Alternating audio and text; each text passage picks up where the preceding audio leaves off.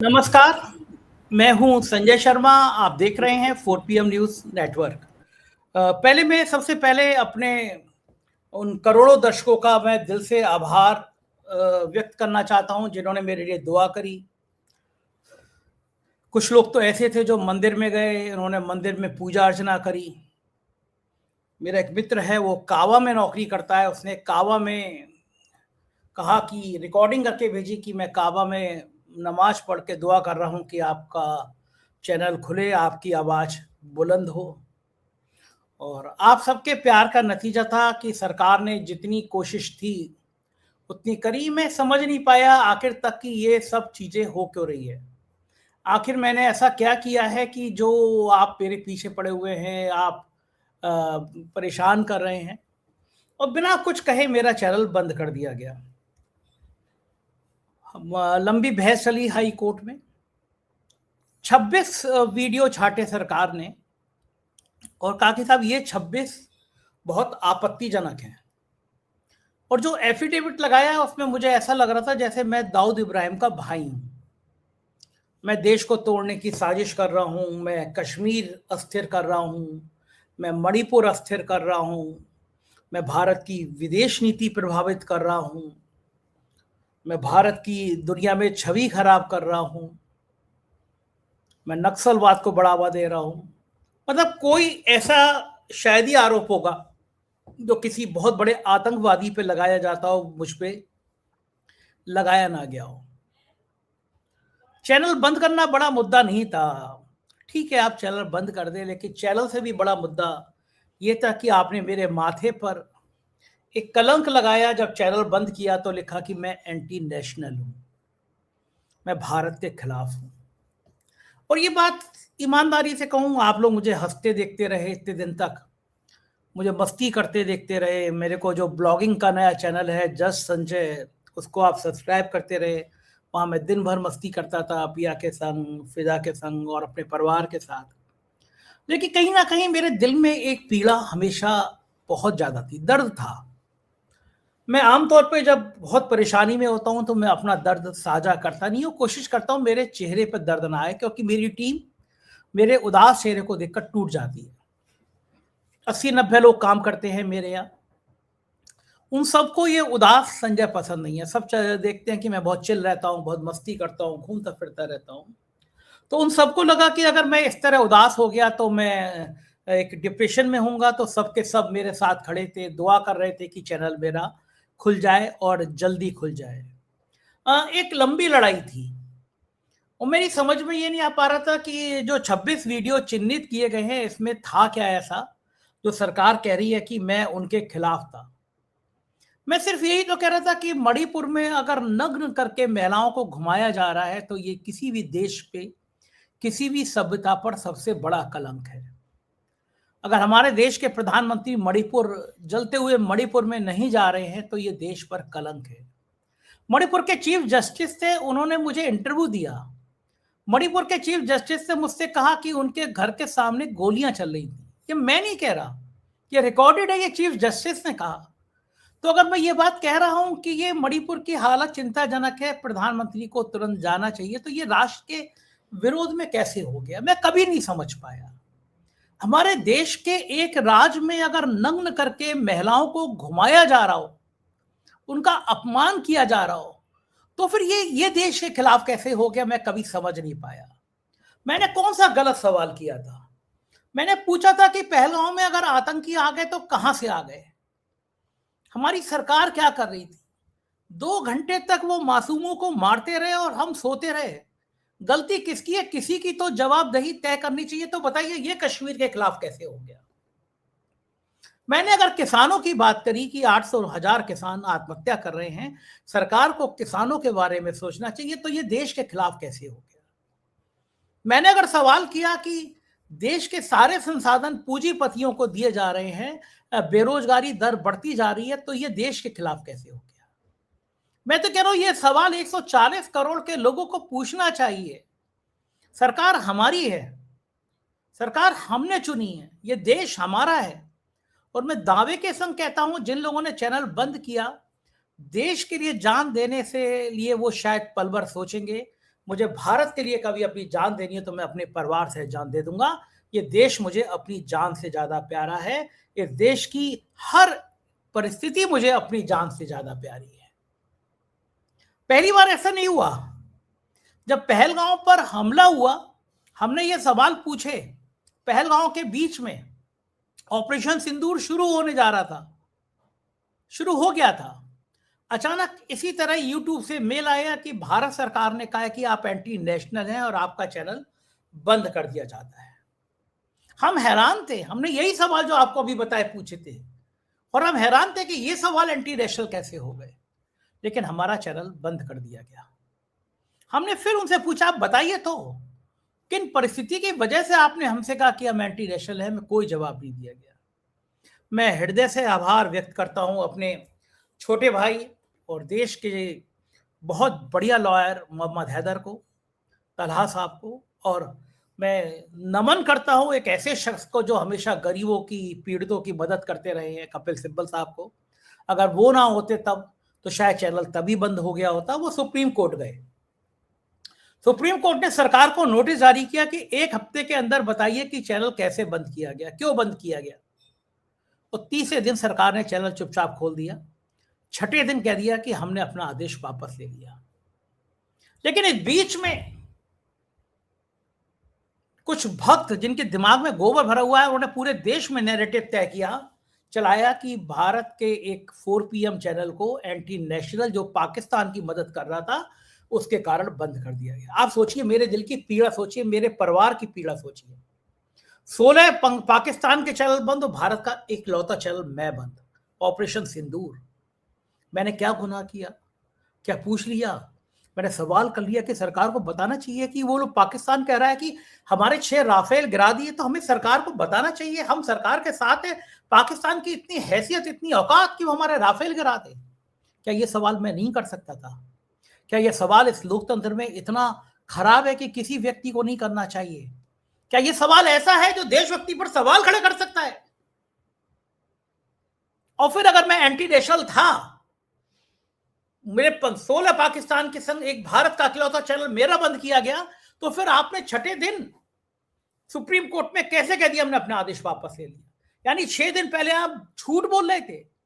तो उन अफसरों ने जिन्होंने फाइल पर साइन करके मुझे एंटी नेशनल किया, कहा, क्या उनके खिलाफ कोई जवाबदेही तय हुई? इस देश में आप किसी भी व्यक्ति को एंटी नेशनल कह देंगे, जो देश के मुद्दों की बात कर रहा है, जो देश की बात कर रहा है, वो एंटी नेशनल हो जाता है। जो आपकी नीतियों पर सवाल खड़े करेगा वो एंटी नेशनल हो जाएगा। प्रधानमंत्री जी, आप देश नहीं है। देश 140 करोड़ से बनता है। देश की जनता से बनता है। सरकार देश नहीं होती। सरकार देश का प्रतिनिधित्व करती है।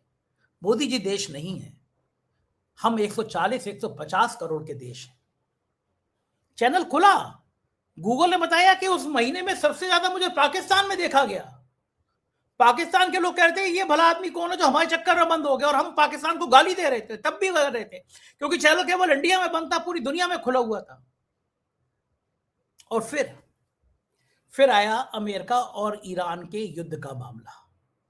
हमने कहा हम आज फिर बंद हो जाए, तो फिर भी हम डंके की चोट पे कह रहे हैं भारत ने गलती करी। भारत को ईरान का साथ देना चाहिए था। ईरान हमारा पुराना दोस्त रहा है। ईरान हर सुख दुख में भारत के साथ खड़ा रहा है। अमेरिका ने हमें हमेशा धोखा दिया। अमेरिका ने हमारे भारतीयों को हाथ पैर में हथकड़ी लगा के वापस भेजा। अमेरिका ने ऑपरेशन सिंदूर में हमारा अपमान किया। मैं डंके की चोट पर फिर वो कह रहा हूं जिसके कारण आपने चैनल बंद किया, कि आपको अमेरिका को कड़ा पत्र लिखना चाहिए था। आपको ट्रंप को कहना चाहिए था कि तुम्हारी हैसियत नहीं है जो तुम भारत का अपमान कर सको। इंदिरा गांधी ने अमेरिका को उसकी औकात दिखा दी थी। इन्हीं बातों पे आपने मेरा चैनल बंद कर दिया। केवल यही बातें थी। ये सिलसिला अब से नहीं चल रहा। ये सिलसिला 2017 से चल रहा है। सरकार बदली मैं कई बार बता भी चुका हूं, लेकिन नए दर्शक है, उनको जानना जरूरी है कि क्या कर रही है सरकार मेरे साथ। 6 महीने बाद एक बड़े अफसर ने बुलाया मुझे, मुख्यमंत्री के करीबी थे। कहा कि 1000 करोड़ का बजट है सरकार का पत्रकारों के लिए, मीडिया के लिए। हम हर साल 10 करोड़ रुपए देंगे। ये जो पहले पे छापते हो 4 PM का, इसे मत छापो। सरकार नाराज है। मैंने कहा हम अखिलेश यादव के मित्र थे, लेकिन तब भी उनकी सरकार में सबसे ज्यादा लिखने वाले हम थे। शपथ पत्र दे रहे हैं हम, हमसे ज्यादा समाजवादी पार्टी के खिलाफ किसी ने लिखा हो तो हम चैनल बंद कर देंगे, अखबार बंद कर देंगे। उसके कुछ दिन बाद मेरे ऑफिस पे हमला हो गया, 2 गाड़ी भर के लोग आए, ऑफिस तोड़ दिया। अखबार पत्नी के नाम था। एसटीएफ के खिलाफ एक खबर छपी। माफिया भी कमर के नीचे बार नहीं करते, परिवार की महिलाओं के ऊपर बार नहीं करते, लेकिन एसटीएफ के तत्कालीन जो मौजूदा एडीजी हैं अमिताभ यशोर ने मुझ पे और मेरी पत्नी पर क्रिमिनल डिफर्मेशन सूट दायर कर दिया। मुकदमा आज भी चल रहा है। आम आदमी पार्टी के सांसद संजय सिंह मेरे ऑफिस में आए, मैंने उनका इंटरव्यू किया।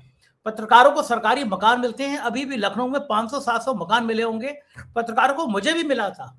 अगले दिन 100 पुलिस वाले लगा के मेरा मकान खाली करा लिया गया। मैं मान्यता प्राप्त संवाददाता सम कमेटी का वाइस प्रेसिडेंट था, मेरे का मान्यता खत्म कर दी गई, आज भी सेक्रेटरीट पास नहीं है।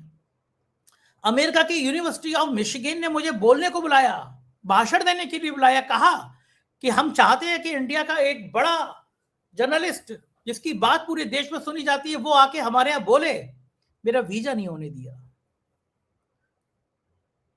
ईओडब्ल्यू की जांच एक मैं मना करके आया कि मैं आपके पैसे लेने को तैयार नहीं हूं। फर्जी नाम पर मेरी आर्थिक अपराध अनुसंधान की जांच सेटअप कर दी गई, इनकम टैक्स की स्क्रूटनी करा दी गई, ईडी को मेरी जांच की चिट्ठी लिखी गई, और अभी पता चला 15 दिन पहले फिर मेरे बैंक को ईओडब्ल्यू ने लेटर लिखा है जांच के लिए। कितनी कार्रवाइयां करेंगे आप एक पत्रकार पर? सिर्फ ये कि वो बिक नहीं रहा है, वो अंजना ओम कश्यप, सुधीर चौधरी, रूप का लियाकत नहीं हो रहा है, वो राविका कुमार नहीं हो रहा है, इसलिए आप उसके बाद एक के ऊपर एक कार्रवाई करते चले जाएंगे।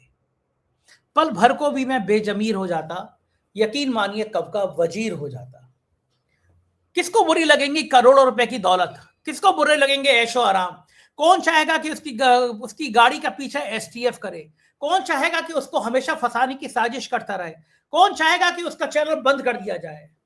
लेकिन जब इतिहास लिखा जाएगा तो ये लिखा जाएगा कि कोई चैनल 4PM ऐसा था तो सरकार की आंख में आंख डालकर सवाल पूछ रहा था। मैं कोई नहीं हूं, मेरी हैसियत नहीं है, मेरी हैसियत आप है।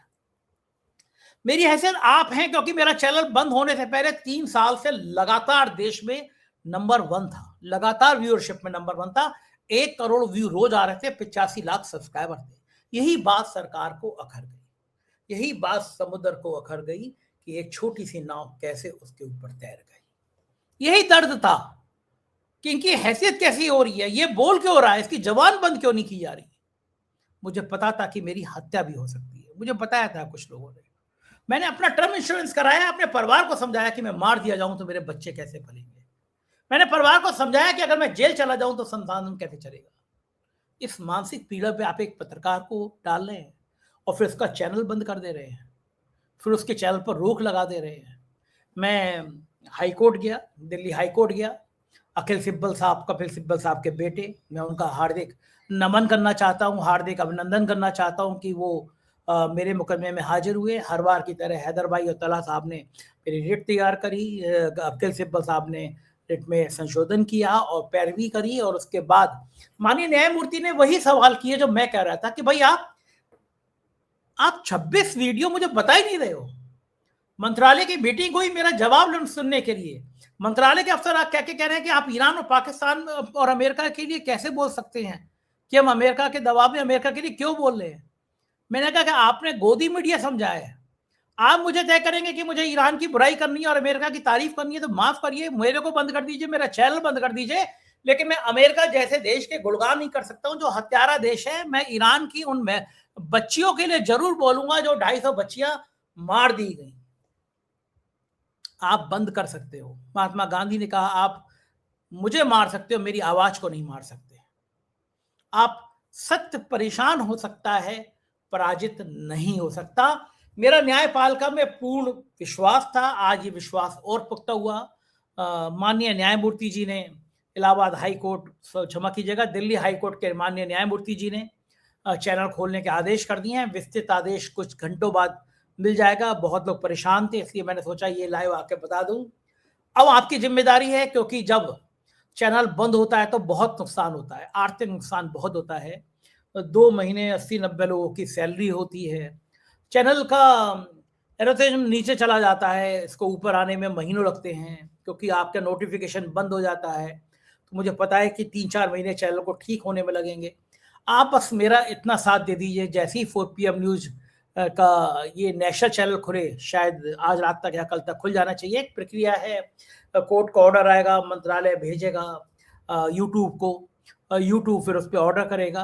तो इतना साथ दीजिएगा, जब आपको नेशनल चैनल खुल जाए तो उस नेशनल चैनल के लिंक जो हैं अपने सारे मित्रों को भेजिएगा, कहिएगा कि इसको सब्सक्राइब करो, ज़्यादा से ज़्यादा फैलाओ, क्योंकि ये वो चैनल है जो सरकार की आँख में आँख डाल के सवाल पूछता है, डरता नहीं है। मुझे यकीन है कि आपने हमेशा मेरा साथ दिया है, इस बार भी आप मेरा साथ ज़रूर देंगे। दिल से आभार आपका, आपके प्यार का, आपका ये हौसला मैं हमेशा, मुझे भरोसा देता है, एक ताकत देता है, एक ऊर्जा देता है। मैं सभी उन पत्रकार मित्रों का आभारी हूँ, खासतौर से द हिंदू अखबार का आभारी हूँ।